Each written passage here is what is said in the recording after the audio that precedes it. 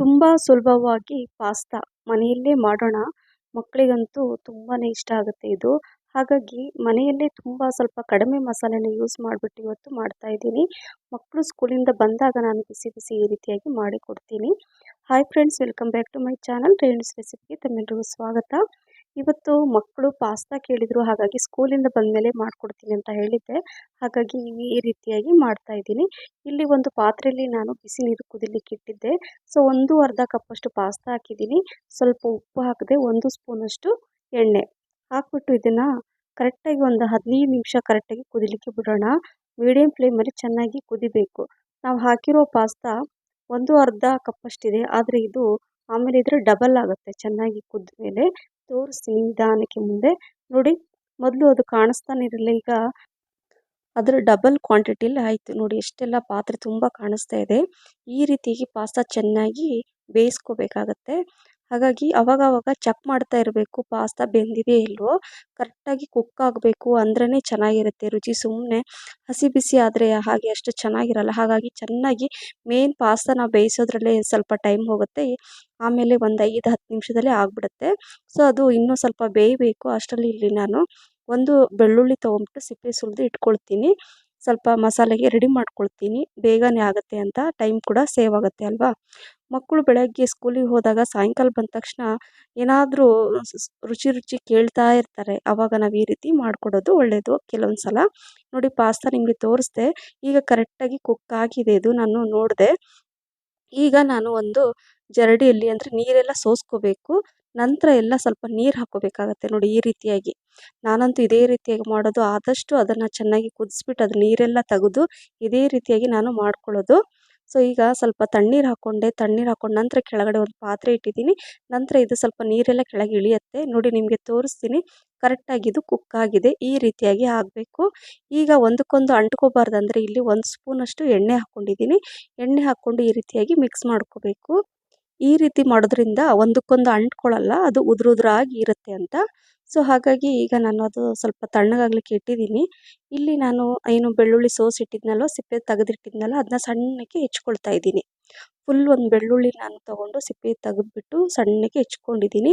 Main ಈ ಬೆಳ್ಳುಳ್ಳಿ flavour ತುಂಬ ಚೆನ್ನಾಗಿರುತ್ತೆ. ಹಾಗಾಗಿ ಒಂದು ಈರುಳ್ಳಿ ಕೂಡ ನಾನು ಉದ್ದಕ್ಕೆ ಕಟ್ ಮಾಡಿ ಇಟ್ಕೊಂಡಿದ್ದೀನಿ. ಹಾಗೆ 4-5 ಹಸಿಮೆಣಸಿನ್ಕಾಯಿ. ಈಗ ಇಲ್ಲಿ ಕಡಾಯಿ ಇಟ್ಕೊಂಡಿದ್ದೀನಿ. ನಾನು ಗ್ಯಾಸ್ ಫ್ಲೇಮನ್ನು ಆನ್ ಮಾಡಿಬಿಟ್ಟು ಇದರಲ್ಲಿ ಸ್ವಲ್ಪ ಎಣ್ಣೆನ ಹಾಕ್ಕೋಬೇಕಾಗತ್ತೆ.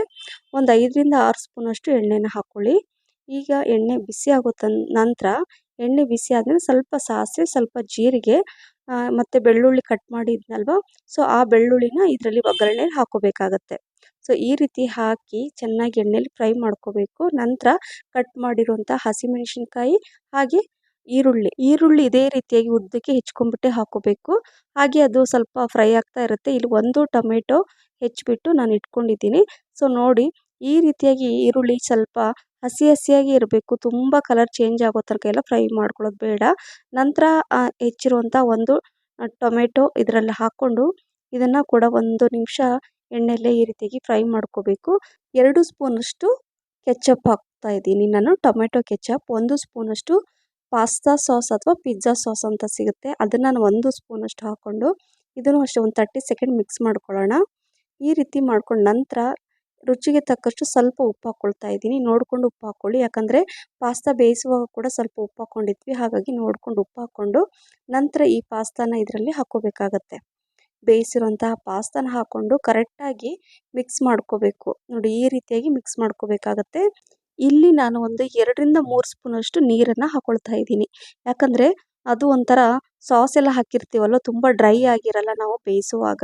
ಹಾಗಾಗಿ ಸ್ವಲ್ಪ ನಿಮಗೆ ಅವಶ್ಯಕತೆ ಬೇಕು ಅನಿಸಿದರೆ ಮಾತ್ರ 2-3 ಸ್ಪೂನಷ್ಟು ನೀರನ್ನು ಹಾಕ್ಕೊಂಡು ಚೆನ್ನಾಗಿ ಮಿಕ್ಸ್ ಮಾಡ್ಕೊಳ್ಳಿ. ಈ ರೀತಿ ಮಾಡಿಕೊಂಡು ನಂತರ ನಾನು ಇಲ್ಲಿ ಸ್ವಲ್ಪ ಪುದೀನ ಹಾಗೆ ಸ್ವಲ್ಪ ಕೊತ್ತಂಬರಿ ಸೊಪ್ಪನ್ನು ಕೂಡ ಹೆಚ್ಕೊಳ್ತೀನಿ.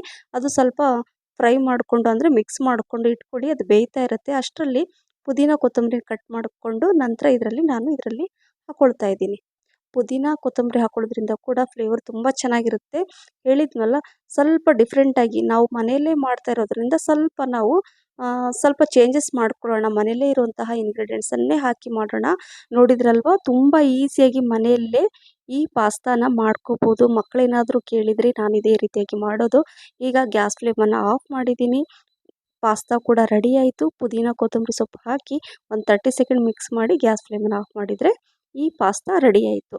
ಆ ಮನೆಯಲ್ಲೇ ಈ ರೀತಿಯಾಗಿ ಮಕ್ಕಳೇನಾದರೂ ಪಾಸ್ತಾ ಕೇಳಿದರೆ ಈ ರೀತಿಯಾಗಿ ನೀವು ಮಾಡಿಕೊಡಿ. ರೆಸ್ಟೋರೆಂಟ್ ಹೋಟ್ಲಿಗೆ ಹೋಗಿ ತಿನ್ನಿಸೋದಕ್ಕಿಂತ ಅವಾಗವಾಗ ನಾವು ಮನೆಯಲ್ಲೇ ಈ ರೀತಿ ಮಾಡಿಕೊಡೋದು ಒಳ್ಳೆಯದು ಅಂತ ನಾನು ಅನ್ಕೊತೀನಿ. ಯಾಕಂದರೆ ಈಗ ಮಕ್ಕಳೆಲ್ಲ ಕೇಳಲ್ಲ, ಸುಮ್ಮನೆ ಹೋಟ್ಲಲ್ಲಿ ಹೋಗಿ ತಿನ್ನಿಸೋದಕ್ಕಿಂತ ಬೆಟರ್ ನಾವು ಈ ರೀತಿಯಾಗಿ ಮನೆಯಲ್ಲಿ ಹೈಜಿನಿಕ್ಕಾಗಿ ಮಾಡಿಕೊಡೋದು. ಏನಂತೀರಾ? ಸೊ ನೋಡಿ, ನಾನು ನನ್ನ ಮಕ್ಕಳಿಗೆ ಸ್ಕೂಲಿಂದ ಬಂದಾಗ ಬಿಸಿ ಬಿಸಿ ಈ ರೀತಿ ಪಾಸ್ತಾ ಮಾಡಿ ಅವರಿಗೆ ಕೊಟ್ಟೆ. ತುಂಬ ಎಂಜಾಯ್ ಮಾಡಿ ತಿಂದರು. ಈ ರೆಸಿಪಿ ನಿಮಗೆ ಇಷ್ಟ ಆದರೆ ಲೈಕ್, ಶೇರ್, ಕಮೆಂಟ್ಸ್ ಮತ್ತು ಸಬ್ಸ್ಕ್ರೈಬ್ ಮಾಡೋದನ್ನು ಮರಿಬೇಡಿ. ಹಾಗೆ ನಿಮ್ಮ ಫ್ರೆಂಡ್ಸ್ ಮತ್ತು ಫ್ಯಾಮಿಲಿ ಕೂಡ ಶೇರ್ ಮಾಡಿ. ಫೇಸ್ಬುಕ್ ಪೇಜನ್ನು ಫಾಲೋ ಮಾಡೋದು ಮರಿಬೇಡಿ. ಮತ್ತೆ ಸಿಗ್ತೀನಿ. Thank you for watching. Bye. Take care.